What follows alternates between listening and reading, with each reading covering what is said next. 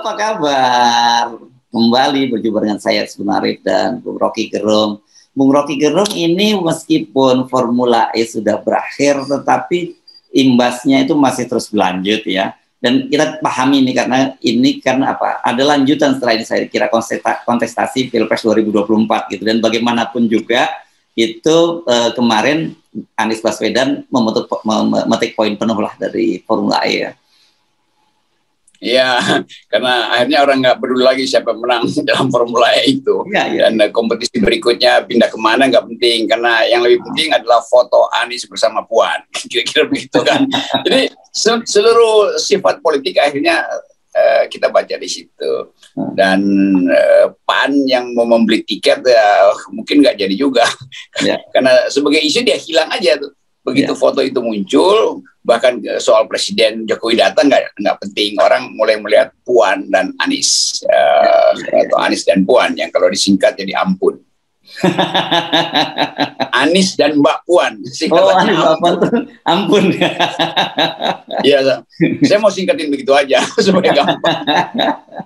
Oke, pokoknya tetap kita kasih tahu syaratnya bahwa kalau mau didukung oleh kita, oleh FNN, harus 0% dulu. Selama itu nggak ada 0%, Anies juga nggak akan kita dukung, gitu ya, Bung Rocky? Iya dong, itu mesti clear pada Anies bahwa jangan nunggangi sesuatu yang tidak disukai oleh etika politik gitu. Dan 0% itu adalah syarat supaya kita dukung. Kalau enggak ya dari sekarang kita ampun-ampunkan aja tuh.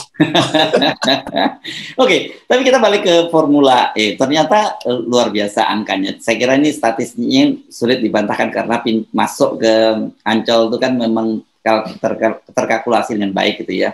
Dari target 22.000 penonton itu ternyata kemarin penontonnya sampai 60 ribuan gitu ya. Dan memang tidak semua masuk yang di arena sirkuit, ada yang banyak nonton dari layar besar di Ancol gitu. Ini artinya angkanya hampir sama dengan Mandalika ya. Mandalika waktu 62.000 gitu. Dan kemudian ada pujian memang kepada Anies dari pendiri dari co-founder Formula E gitu, bahwa ini sukses luar biasa itu berkat kepemimpinan Anies dan sebagainya. Tapi yang menarik adalah pertempuran di kalangan buzzer. Dan ini sebenarnya kenapa kita bahas buzzer, karena soal pembelahannya. Ini saya baca ada satu yang di selebriti ya namanya, ini Feni Rose gitu ya. Rupanya dia mencuit berkaitan dengan masa depan energi yang go green, dan dia pro pada balapan ini, dan kemudian dia tiba-tiba disebut sebagai Kadrunwati. ini istilahnya menarik juga. Tiba-tiba muncul semacam ini, masih aja yang begini-begini. Ya akhirnya kecemburuan timbul karena nama Anies ya langsung melejit. Jadi sebetulnya kita cuma bisa membayangkan ya orang-orang yang terbelah di bawah itu kan hasil ikutan-ikutan terbelah di atas itu. Tapi kita gembira-gembira aja kalau pembelahannya di atas elit ya kita senang. Yang bahaya kalau rakyat ikut terbelah. Jadi fenomena Anies Baswedan itu di media sosial maupun di survei tinggi sekali. Yang harus dihitung Anies adalah tingginya itu bisa tiba-tiba hancur karena soal threshold aja dan nggak dapat partai. Jadi pasti harga Anies itu dia jadi blue chip langsung tuh dalam pasar politik tuh. Nah, semua ngincer itu dan semua ingin masuk dalam perebutan Anies. Tetapi banyak juga partai yang ingin mengundang Anies hanya untuk dapat setoran awal. Kan itu bahayanya kan. Dan itu akibat dari Anies nggak punya pet, nggak punya grip, nggak punya partai yang bisa langsung menjamin. Lain kalau 0%, Anies bisa katakan ya oke, saya bisa pilih sendiri kok. Kalau sekarang Anies terpaksa sebenarnya paruh di ijon dengan menaikkan elektabilitasnya, dia di ijon juga. Sementara dia nggak tahu bagaimana caranya supaya dia dapat jaminan bahwa dia tidak sekedar dipermainkan sebagai harga saham yang digoreng-goreng. Ini juga bubble juga kan kalau harga saham kan. Jadi Anies dibubble-kan supaya banyak investor yang ngincer dia. Padahal sebetulnya di ujung itu udah ada desain untuk sekedar ya Anies boleh tapi dia pasti rentan karena dukungan tidak diperoleh secara langsung dari partai. Nah itu pentingnya Anies juga kampanyekan lagi, ikut berkampanye dengan kita soal 0%. Kan itu intinya kan sama-sama Pak Lanyala, DPD yang bahkan sekarang DPD-nya sendiri mengajukan judicial review, bukan sekedar anggota DPD, tapi DPD sebagai lembaga. Jadi akan terjadi semacam ketegangan antar lembaga sebetulnya. Nah, bagian itu juga akan harus jadi faktor untuk melihat di mana Anies berpihak kalau terjadi ketegangan antar lembaga. Jadi itu yang harusnya memperkuat moral Anies Baswedan. Itu bacaan saya. Jadi pintu masuk pertama udah terlihat tanpa disurvei di pintu masuk Ancol. Pintu masuk Ancol itu bukti bahwa Anies itu blue chip. Sebagai saham dia blue chip.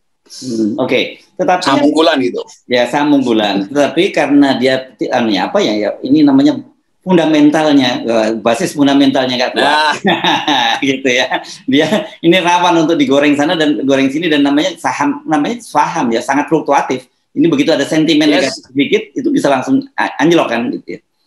Nah, itu bahayanya. Jadi Anies masih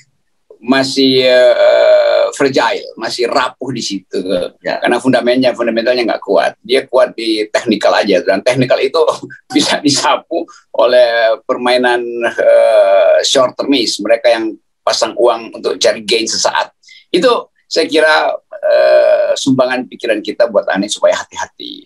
Nah, lepas dari itu, tetap publik Jakarta menganggap persaingan antara Erick Thohir dan Anies dimenangkan oleh Anies.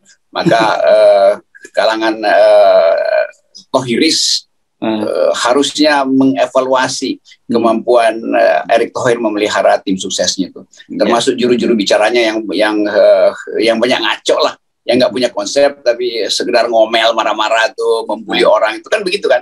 Kan kontras betul kan. Erick Thohir kadang-kala Erick datang dengan kesantunan, tapi buzzer-buzzernya ini itu betul-betul brutal. Itu itu juga yang menyebabkan akhirnya mungkin Pak Jokowi menganggap ya mending saya permainkan sedikit saudara Erick Thohir di depan Anies. Erick Thohir mulai kecewa. Nah, itu Erick Thohir mulai merambah partai lain. Mungkin dia lagi incer PAN atau incer PKB segala macam. Ya udah, itu biarkan urusan mereka lah. Urusan kita adalah soal 0%. Oke, ini saya ingin meng-highlight tadi ya pernyataan Anda bahwa sebenarnya di atas ini, meskipun tetap ada pembelahan ini, terutama yang paling kita lihat adalah kubu Pak Jokowi dan kubu Mega gitu, yang kelihatannya agak susah ini untuk ditemunya. Tetapi sebenarnya para elit itu sudah mulai bermanuver dan kemudian juga bermain-main di antara mereka gitu ya, dan mereka bisa bicara kok gitu. Kalau soal tawar-menawar politik bisa bicara, tapi yang nggak bisa itu yang di bawah ini gitu. Karena sejak awal mereka sudah ada positioning seperti itu tadi, terbelah gitu. Ketika ada yang mencuit bahwa soal energi hijau itu dianggap konotasinya Anies dan kemudian disebut kadrun. Sebaliknya gitu juga para yang kontra dengan Formula E disebut sebagai cebong dan sebagainya. Padahal kita melihat sekarang ini kan proses-proses munculnya nama Anies dipasangkan dengan Puan atau Ganjar dipasangkan dengan Anies, itu kan bagian dari proses yang kita sebut dagang politik lah, deal-deal politik di atas gitu. Itu pentingnya, itu bagus betul topografi yang dibuat Hersu hari ini. Jadi ada 3 lapis. Lapis pertama, lapis elit yang memang tak terhindarkan, terutama konfrontasi antara 2 tokoh besar politik Indonesia, Ibu Mega dan Pak Jokowi. Itu kelihatannya udah final, nggak mungkin lagi ada semacam dinding yang semi permeable, yang osmosisnya bisa berlangsung antara Megawati dan Jokowi. Jadi kita pakai prinsip kimia aja, dia nggak bisa bercampur lagi.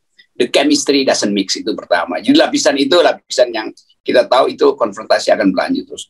Lapisan kedua, ini lapisan tadi yang disebut maklar politik yang berupaya untuk goreng-goreng sahamnya Anies, sahamnya Ganjar digoreng-goreng. Ini betul-betul transaksi kasar, transaksi uang. Kalau dia mau bagus, mestinya transaksi berdasarkan prinsip demokrasi, 0% dulu gitu. Jadi ini kekacauan akan dimulai di lapisan kedua itu, lapisan yang akan mengikuti naluri-naluri material dari para maklar. Nah, di situ Anies akan digoreng, Ganjar digoreng segala macam. Itu biarin aja juga. Yang bahaya kalau lapisan ketiga tadi ikut di dalam kekacauan itu tuh, yaitu rakyat. Dan itu yang mesti kita hidupkan sebetulnya, harapan bahwa kalau masyarakat sipil, jurnalis dan akademisi itu kuat di bawah, maka biarkan bangsa ini berantakan di atas, yang di bawah nggak tersentuh kan. Karena itu saya sering katakan, saya gembira aja lihat perkelahian elit sebagai tanda bahwa kalau elitnya punah karena perkelahian, maka bangsa ini selamat. Kan itu intinya kan. Nah, maklar-maklar ini yang seperti biasa nggak ingin direpotkan dengan soal-soal normatif, soal threshold segala macam, tapi segera ingin bikin tukar tambah. Nah, kita FNN dan masyarakat sipil ingin mengasuh wilayah bawah ini, wilayah rakyat, supaya tidak dapat imbas dari terpecah belahnya elit di atas. Jadi kalau dibilang elit bakal nyatu, enggak. Elit itu sebaiknya dia berantakan. Sebab kalau dia nyatu, dia akan menyiksa rakyat. Elit yang menyatu itu, dia menyengsarakan rakyat. Jadi itu pentingnya kita kompori elitnya berantakan. Jadi KIB itu bagian dari Koalisi Indonesia Berantakan. Dan tanda-tandanya itu sebenarnya menurut saya cukup kuat kok. Bahwa mereka ini sebenarnya saya sebutkan sebagai kawin paksa gitu ya. Namanya kawin paksa itu nanti ketika yang memaksa kira-kira posisinya lemah kan mereka juga bubar, atau mereka sebenarnya udah berantem sendiri di dalam kan. Ya itu kawin paksa karena saling incer mahar doang. Oke. Nah, tapi paling penting saya kira kita perlu perluas ya percakapan itu, Bung Rocky. Jangan hanya seputar Ganjar, seputar Anies, kemudian seputar Puan dan sebagainya. Karena saya kira nanti kalau kita hanya berkutat di sekitar itu, kita juga terjebak pada framing yang dibuat oleh para lembaga survei yang itu bagian dari kebanyakan dari tentu saja kepentingan oligarki. Ya, FNN nggak akan masuk dalam putaran itu. Ya. Kita tetap akan mengajak juga para jurnalis dan kekuatan masyarakat sipil untuk fokus pada basis pertama dari demokrasi, itu kedaulatan rakyat. Dan kedaulatan itu harus dijaminkan pada sistem pemilu yang kompetitif. Nah, kompetitif artinya tidak boleh ada barrier to entry dan segala macam itu. Ya, permainan uang itu menjadi masalah karena thresholdnya dipasang 20%. Dan jadi sinyal ini yang mesti kita bawa juga ke kampus supaya rektor-rektor ini paham bahwa keadaan kita bukan sekedar dua lapis di atas konfrontasi elit dan maklar politik, tapi basis demokrasi kita tuh yang di dalamnya ada sejarah panjang bagaimana kita berjuang supaya keadilan itu didasarkan pada kehendak rakyat, bukan sekedar transaksi elit. Nah, ini yang wacana ini yang hilang. Para rektor juga atau mahasiswa, sebagian mahasiswa mengerti ini, dan rektor harusnya universitas ada di dalam posisi oposisi itu. Nah, yang saya senang adalah pikiran dari Pak Asmadi Asra yang menganggap pers harus kembali menjadi mitra kritis pemerintah atau kekuasaan. Dengan kata lain, Pak Asmadi Asra mengintip dengan baik bahwa potensi pers untuk memfokuskan pada transaksi itu berbahaya. Jadi fokus kembali pada demokrasi itu.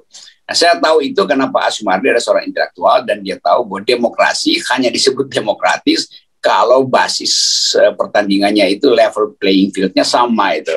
Karena itu dia cocok dengan kita, ingin mempromosikan 0%. Dia cocok dengan Lanyala karena Lanyala juga sebagai ketua DPD, Pak Lanyala konsisten untuk mengucapkan itu. Jadi kita masih punya harapan lah, ada pers yang dipimpin Pak Asmadi Asra, ada DPD yang dapat inspirasi kuat dari masyarakat sipil, lalu mengambil posisi beroposisi secara konstitusional tuh. Pak Lanyala ada di dalam wilayah pikiran itu. Ya. Nah, lama-lama saya usulin Lanyala Asmadi Asra aja sebagai calon berikutnya kan, karena mereka berdua yang paham. Ya, tapi kemarin karena tadi singgung soal Solo, menarik juga ya, karena ternyata DPD ini sekarang siap berkelahi dengan Mahkamah Konstitusi, katakanlah begitu ya. Sebab ini kan menarik ini dari sisi ketatanegaraan itu, pernyataan Pak Lanyala. Ya, itu final di situ. Ya. Jadi ada percakapan baru nanti di publik tentang kalau terjadi konflik ketatanegaraan, siapa yang mesti ambil alih? Ya pasti MPR tuh, dan mesti putuskan. Kan nggak ada yang lebih tinggi lagi kan. Tapi sebetulnya ada etik yang tanpa harus dirumuskan, yaitu kalau DPD mengkritik pemerintah karena tetap nggak ingin mengubah 20% itu, kan sebetulnya MK kirim bola panas ke pemerintah. Karena ini open legal policy, nah silahkan DPR dan pemerintah revisi itu tuh. Tapi cara MK mengelak itu juga tidak etis kan. Tetap MK mesti proses dalil-dalil baru ini. Dan ini MK akan kehilangan pamor, profil kalau dia nggak mau memproses DPD. Karena DPD ini bukan orang, DPD lembaga, jadi tetap dia akhirnya mesti proses. Jadi saya berpikir ini akan jadi ketegangan ketatanegaraan. Nah, itu pentingnya mulai sekarang kita undang banyak pakar untuk masuk dalam pembicaraan ini. Nah, ini fenomena baru yang akan mengubah cara kita melihat politik itu. Jadi orang akan ingat bahwa DPD Pak Lanyala itu mengambil inisiatif sekaligus resiko karena dia pejabat negara untuk berkelahi dengan pejabat negara lain yang kebetulan jadi iparnya Pak Presiden. Nah, saya sebutin plannya gitu ya. Nah, dari sini saya kira jadi jelas sebenarnya apa yang Anda maksud gitu, perkelahian di level elit itu baik untuk rakyat gitu. Karena selama ini kan yang terjadi elit berkelahi, tapi kemudian yang bukan elit berkelahi, elit pura-pura berkelahi gitu, tapi kemudian menjadi korban di level rakyat. Iya, itu yang menyebabkan orang anggap Rocky Gerung itu FNN memecah belah bangsa. Enggak, kita memecah belah elit, bukan bangsa. Kita ingin elit itu memecah belah supaya bangsa selamat. Kalau elitnya bersatu, bangsanya justru yang akan mereka rusak. Jadi itu logikanya. Jadi gue bilang kita provokasi, memang kita provokasi. Anda memang kita ingin memecah belah elit. Ya. Dan itu sebenarnya anomali ya, saya kira ya. Apa fenomena yang terjadi di Indonesia itu anomali. Biasanya kan gitu, dalam sebuah masyarakat yang paternalis seperti kita, ketika elitnya rukun, itu rakyatnya juga rukun. Tapi yang terjadi ketika elitnya rukun, tapi malah menyengsarakan rakyat, itu yang terjadi kan, karena mereka bersekongkol gitu. Ya, itu istilah dari paradoks ya, Pak. Ya, anomalinya begitu. Kan ajaib kan, ini bangsa harusnya elitnya bersatu supaya rakyat tentram. Tapi sekarang yang terjadi, rakyat tepuk tangan kalau elitnya berantakan tuh. Karena mereka menganggap kalau mereka bersatu akan menyengsarakan rakyat.